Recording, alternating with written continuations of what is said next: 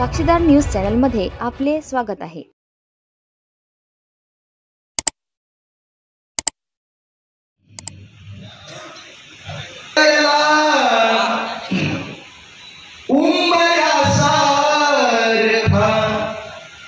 मित्र वनव्यामध्ये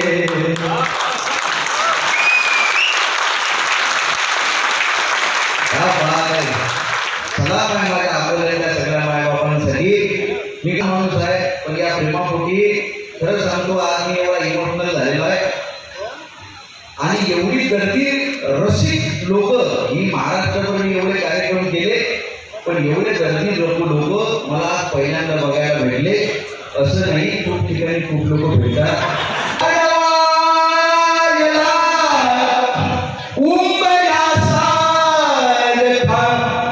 मित्र वनव्यामध्ये गारव्यासारखा वाट चुकणार नाही जीवनभर तुझी, वाट चुकणार नाही जीवनभर तुझी। एक तू मित्र कर, एक तू मित्र कर आरशासारखा मित्र वनव्यामध्ये गारव्यासारखा।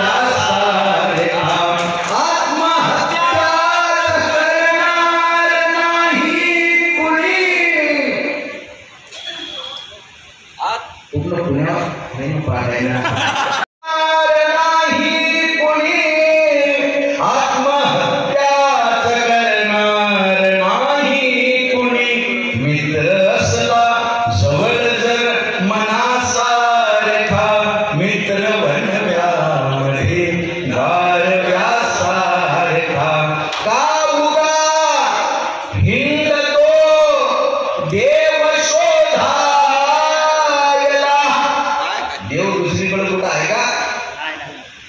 मित्रांमध्ये देव आहे। तो हुशार उशिरे कुठे गेला? इतका सुंदर लिहितो हा माणूस, हे तूही बघ ना मी समाज कसा जागवतो। कालच अडाणी माय सांगून गेली, बुद्ध पेरला की बाबासाहेब उगवले। हे लिहिणारा हा माणूस पत्रिकेत या माणसानं कुठंच त्याचं नाव टाकलं नाही। त्याचं लग्न झालं की त्याची बायको निकिता, तो घाबरतो असं नाही। मी का नाव घेतलं, त्या लग्नाच्या त्या हळदीच्या दिवशी यानं त्या निकिताला सांगितलं की हबाय म्हणे निकिता, माझं लग्न झालं पण मी कबूल करतो, माझं पहिलं प्रेम अनंत राहत आहे, दुसरं प्रेम बोलायचं। हा विचार दुसरी आहे, ही सगळी प्रेमाची मंडळी आहे। फार वेळ मी तुमचा घेणार नाही, पण तुम्ही खरंच सांगतो मायबापू एवढ्या आत्मीयतेने या कार्यक्रमासाठी आले। या कार्यक्रमासाठी मी जे कार्यक्रमासाठी नाव घेतो, माझ्या शिक्षकांचं देशमुख रेखे सर, वागळकर सर, हे सगळे माझे सर लोक सुद्धा इथं आलेले आहेत। या कार्यक्रमासाठी माझ्या शिक्षकांनी त्यांनी मला सांगितलं होतं की कुठं सांगू नको, पण या कार्यक्रमासाठी माझ्या शिक्षकांनी मला ड्रेस घेतलेला आहे। म्हणजे कुठं सांगू नको, पण ते सांगणं गरजेचं आहे। फार वेळ मी तुमचा घेत नाही। हसवत हसवत क्षणात थोडे रडवत होते शिक्षक, शब्दांनी नाही कळले तर बडवत होते शिक्षक।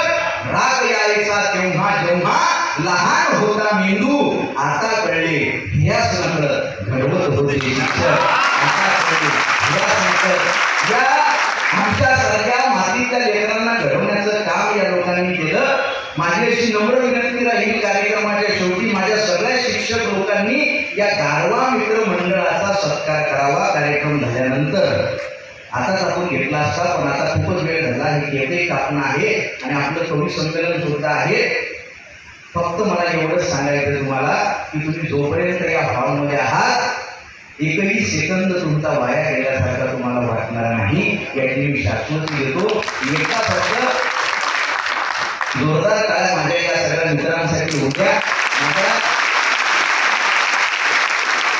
म्हणजे उद्या रक्षाबंधन इथं आलेली आहे। मी पेपरच देत नाही म्हटलो 10वीला, त्यावेळेस माझ्या बहिणीने मला जवळ घेतलं, म्हणे तू फक्त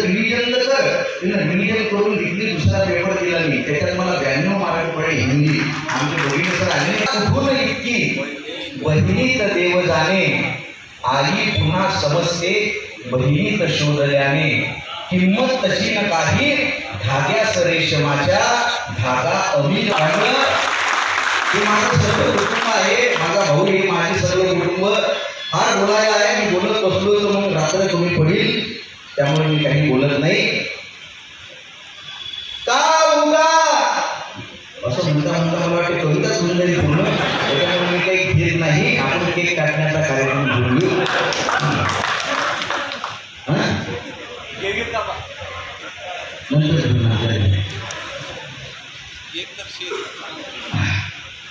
ते रसीद खतरनाक आहे आमच्या अकोल्याचे. मी बघ केक काढू पुढे तुम्ही. या माणसाला पाहिलं तुम्ही, आजपर्यंत 500 अननोन बॉडीचा अंतिम संस्कार केला आहे माणसाने. आपल्या अकोल्याचं भूषण आहे. पडद्याच्या मागे आहे माणूस. ही माणसं पडद्याच्या मागे जाऊ नका, पुढे इतकी गोड माणसं मित्र म्हणून मला लागलेली आहेत. फार काही बोलत नाही. खरं तर डॉक्टरला ज्या पोरीला सांगितलं की तू 100 किलोमीटरचा सुद्धा प्रवास करू नको, ती पोरगी 600 किलोमीटरचा प्रवास करून आलेली आहे. ही नीलम पवार पत्रकार आहे. एवढा प्रवास करून ही सगळी लोक आलेली आहेत आपल्यासाठी, प्रेमासाठी. आणि मला या सगळ्या गोष्टीचं कौतुक आहे. त्याच्यामुळं आयुष्यात आपल्याला काही भेटून वगैरे पुरस्कार सगळे आपल्याला शिल्लक वाटतात. त्या पुरस्कारांच्या खाली कविता दबली नाही, एक ओळही स्वार्थासाठी निघली नाही. पुरस्काराच्या खाली कविता दबली नाही, एक ओळही स्वार्थासाठी निघली नाही. जिचे समीक्षक मातीमधले कष्टकरी, ती कविता माझी हुशारकीवर जगली नाही. माझ्या कवितांना पुरस्कार देणारे हे माझे मित्रमंडळी आहेत. त्यांनी खऱ्या अर्थानं मला एवढा आदर दिला, त्याबद्दल तुमचे मनपूर्वक धन्यवाद. जे लोक इथं आले त्या मैत्रिणीसाठी तुम्हाला सुद्धा मनपूर्वक शुभेच्छा देतो. आणि केक काढण्याचा अर्ध्या मिनिटात कार्यक्रम आपण आठवून घेतो.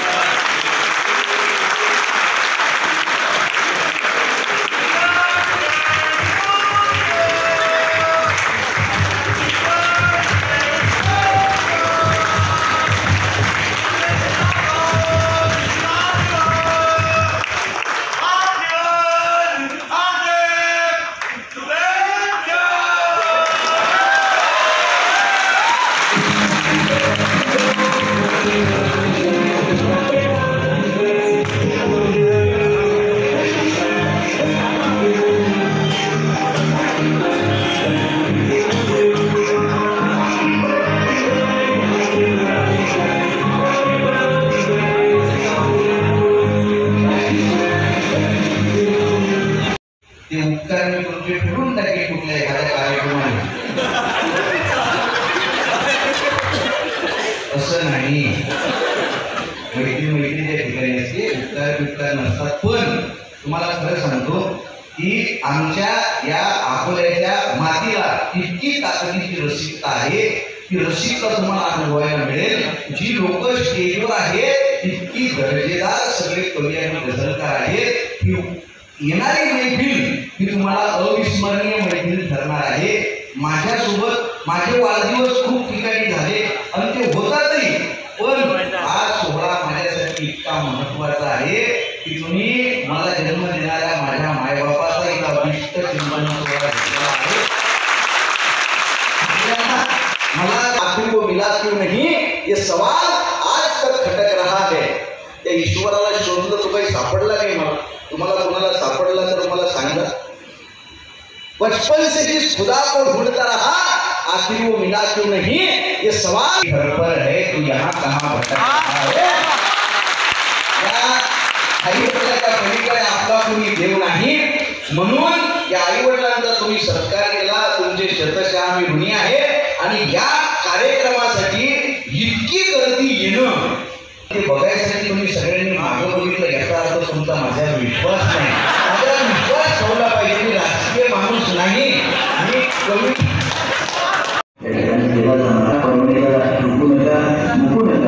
सगळ्यांनी आपण भेटूया 18 ऑगस्ट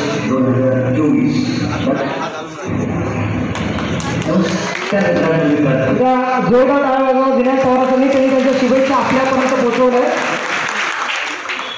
त्यानंतर पुढच्या शुभेच्छा अनंतराव सर.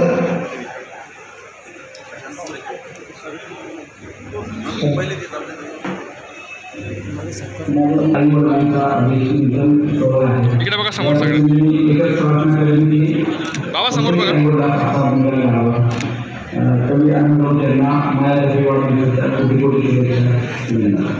हे होते निवासी नाथ तहसीलदार सुधाकर